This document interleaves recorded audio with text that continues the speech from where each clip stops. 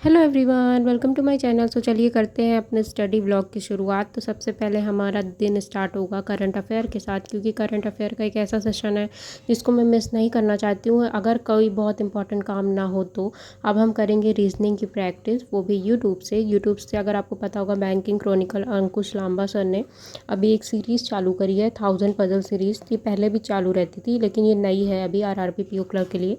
तो इसमें बिगनर्स भी अगर आप हैं तो आप इससे बहुत ज़्यादा कुछ सीख सकते हैं। सर बहुत अच्छे मेथड एंड ट्रिक्स बताते हैं। अगेन ये कोई प्रमोशन नहीं है, मैं जो फ्री सोर्सेज का यूज़ करती हूँ मैं आपको वही बताती हूँ।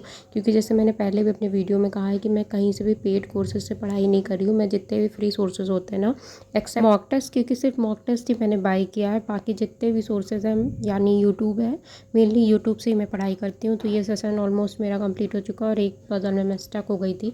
तो अगर आप ऑनलाइन प्रैक्टिस करते हो, अगर आप लाइव कर सकते हो, वैसे मैं लाइव अटेंड करने की कोशिश करती हूँ, पर जब कभी नहीं हो पाता है तो बाद में ही उसको अटेंड कर लेती हूँ, क्योंकि पढ़ना और एट द एंड इम्पॉर्टेंट होता है। तो ये मैंने सारे पज़ल बना लिए थे, लेकिन जो एक पज़ल था ना, जो लास्ट वाला, इसमें मैं थोड़ा सा कंफ्यूज हो गई। तो मुझे बहुत कुछ इसमें भी सीखने को मिल गया कि क्या गलतियाँ हुई। अब रीजनिंग का हमने सेक्शनल हम करेंगे, क्योंकि वो हमने एक ऑनलाइन सेशन कंप्लीट कर लिया है। तो ये अभी मैं पिछले साल के कुछ टेस्ट बचे थे, तो मुझे लगा कि मुझे इनको भी कर लेना चाहिए, क्योंकि एट द एंड आपकी प्रैक्टिस ज़्यादा मैटर करती है। आप जितने ज़्यादा सोर्सेज से हो सके आप प्रैक्टिस करो, मैं भी वही करती हूँ। तो अभी ये पिछले साल के कुछ बचे थे, तो मैंने सोचा क्यों ना इसको भी कंप्लीट कर लूँ, इस साल की तो कर ही रही हूँ, तो साइमल्टेनियसली वो भी हो जाएगा। तो अभी मैंने सेशन पढ़ा है, उसमें अगर कुछ क्वेश्चन होंगे तो उसमें सिर्फ पजल थे, लेकिन इसमें एक ऐसा है कि इसमें आपको सारे तरह के क्वेश्चन मिल जाएंगे, क्योंकि ये सेक्शनल मॉक है। तो इसलिए मैंने इसको अटैम्प्ट किया है। तो ये टेस्ट का रहा मेरा स्कोर। मैंने तो 17 ही अटैम्प्ट किए थे। आई थिंक एक गलती से टच हो गया, क्योंकि 18 दिखा रहा है। तो आप देख सकते हैं स्कोर 16.75, यानी एक रॉन्ग हो गया। 94% एक्यूरेसी, 97% परसेंटाइल है। तो देखते हैं हमने क्या गलती की है, लेट्स सी। तो हाँ, ये तो मैंने ब्लड रिलेशन का अटैम्प्ट ही नहीं किया था, आई थिंक गलती से टच हो गया। तो ये भी चीज़ें एग्जाम में आपको बहुत ध्यान रखनी चाहिए, क्योंकि कभी कभी ऐसा होता है कि हम उसको अटैम्प्ट नहीं करते, वो गलती से देखो यहाँ पे हो गया और मेरे नंबर कट गए, एक्यूरेसी खत्म हो गई, 0.25 कम हो गए। एग्ज़ाम में आपको पता होगा, अगर जितने लोगों ने एग्ज़ाम दिया होगा, कि एक एक चीज़ कितना इंपॉर्टेंट है। तो ये है वो सोल्यूशन जो मैंने अभी सॉल्व किए हैं। ये मैंने पजल थ्रेड मेथड से सॉल्व करी है, अंकुश लांबा सर ने बताया। अगर आप लोगों ने उनसे पढ़ा होगा तो आपको पता होगा, इस मेथड में आपको सर्कल, ट्रायंगल, रेक्टेंगल बनाने की ज़रूरत नहीं होती है। आप एक प्लेन, जैसे हम लीनियर अरेंजमेंट में सॉल्व करते हैं वैसे सॉल्व कर सकते हो, बहुत ईजी होता है। अगर आप उनके मेथड वीडियोस देखोगे ना, तो आप भी सीख जाओगे। तो मैं जनरली यही मेथड यूज़ करती हूँ, मैं नहीं बनाती हूँ। बाकी इसके बाद ये जो और दो पजल थे ना, ये ईजिली सॉल्व हो गए थे। मैं तो क्या पॉसिबिलिटी लेती जाती हूँ और काटती जाती हूँ, क्योंकि मैं एक पॉसिबिलिटी में सोचूं तो मुझे थोड़ा टफ पड़ता है, इसलिए मैं एक दो पॉसिबिलिटी बना के जो कटती जाती है उसको काटती जाती हूँ। ये मैंने ब्लड रिलेशन नहीं बनाया था, जो गलती से टिक हुआ था, बाकी ये तो ईजी था। टेस्ट का एनालिसिस करना तो बहुत इंपॉर्टेंट होता है, टेस्ट देना जितना इंपॉर्टेंट है उतना ही इंपॉर्टेंट एनालिसिस भी है। तो अब हम करेंगे क्वांट का सेक्शनल, क्योंकि रीजनिंग हो चुका है। तो क्वांट में भी एक सेक्शनल मॉक टेस्ट ही पिछले साल का ही बचा हुआ था। क्वांट में मेरी स्पीड तो ठीक है, पर मुझे ऐसा लगता है मुझे एक्यूरेसी मेंटेन करनी चाहिए क्वांट में, क्योंकि पिछले बार मेरा सिलेक्शन, अगर आपने देखा होगा, मैंने वीडियो डाला था जो अपने रिजल्ट का, वो क्वांट की वजह से ही नहीं हुआ था, उसमें मेरी एक्यूरेसी बिगड़ गई थी। अगर मेरे सारे क्वांट के क्वेश्चन सही हो जाते तो मेरा वो प्रीलिम्स क्वालिफाई हो जाता।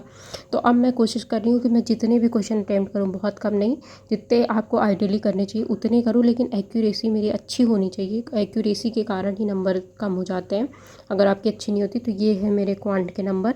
आई नो नंबर बहुत अच्छे नहीं है, लेकिन आप देख सकते हैं एक्यूरेसी 100% है। मुझे एक्यूरेसी ही मेंटेन करनी है। अगर मैं 20 क्वेश्चन भी लगाऊँ तो 20 के 20 मेरे को सही लगाने हैं।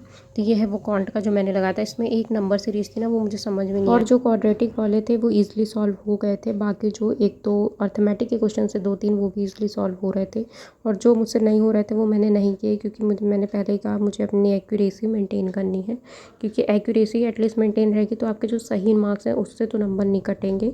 तो ये मैंने जैसे आपको बताया मेरे मार्क्स थे। देन अभी टाइम हो चुका है रेस्ट का, देन लंच का, क्योंकि मेरा सेशन ऑलमोस्ट, मैंने सेक्शनल लगा लिए हैं, वीडियो भी कर लिया है। तो अब हम करेंगे लंच। तो मेरा सिंपल सा लंच। अब लंच करने के बाद रेस्ट, देन अब रेस्ट हो चुका है। रेस्ट के बाद अब मैं करूँगी वीकली करंट अफेयर। जैसे मैंने बताया कि वीकली वन लाइनर जो अड्डा के आते हैं, मैं उसका डेली वीडियो पहले एक देखती हूँ, देन वीकली PDF पढ़ लेती हूँ। तो ये मैं पढ़ रही हूँ PDF में, इसको मिस नहीं करती हूँ क्योंकि ये एट द एंड ये भी बहुत इंपॉर्टेंट है।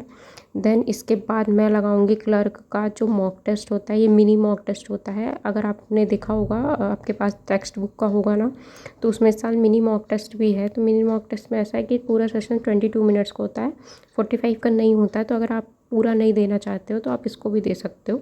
तो ये मैं अब इसको दे रही हूँ, देखते हैं इसमें क्या होता है। अभी अगेन मैंने इसमें पहले रीजनिंग ही अटैम्प्ट किया है क्योंकि जो मेरा स्ट्रेंथ है मैं उसको ही करूँगी। देन उसके बाद मैं करूँगी क्वांट का मॉक टेस्ट। अगर आपको फुल लेंथ देना है 45 मिनट्स का तो वो भी दे सकते हो। मैं एक दिन फुल लेंथ देती हूँ, एक दिन मिनी भी देती हूँ। जिस दिन मैं सेक्शनल देती हूँ उस दिन मैं कोशिश करती हूँ कि उसके साथ मिनी दे दूँ, क्योंकि ऑलरेडी मैंने बहुत लगाया हुआ होता है क्वेश्चन। साथ में मैं जो यूट्यूब से प्रैक्टिस करती हूँ उसमें भी क्वेश्चन सॉल्व हो जाते हैं। तो जितने ज़्यादा आप क्वेश्चन सॉल्व करोगे उतना अच्छा होता है। अभी मैं कर रही हूँ क्वांट का, तो ये रहा मेरा स्कोर। तो आप देख सकते हैं इसमें एक क्वेश्चन रॉन्ग हो गया मेरा, एक्यूरेसी 96% है। अगेन ये भी और अच्छा हो सकता था, लेकिन ये अगेन एक पज़ल में मैं फंस गई।